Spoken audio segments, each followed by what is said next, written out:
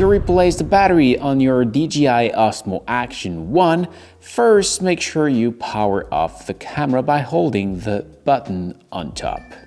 And then you will find at the bottom those two switches. Pull on it, on both of it, and the battery will pop out.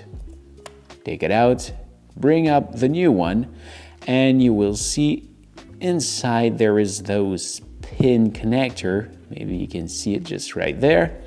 You align it with those of the battery, put it inside, push, and make sure those one are clipped. You see when it's open, you've got that color, I think it's orange inside.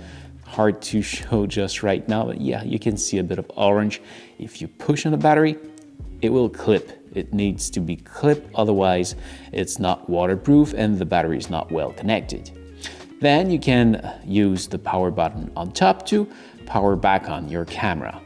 If you want to know how to recharge your camera, you can see the video just right here. And if you're shopping for a new battery, you can follow the link in the description.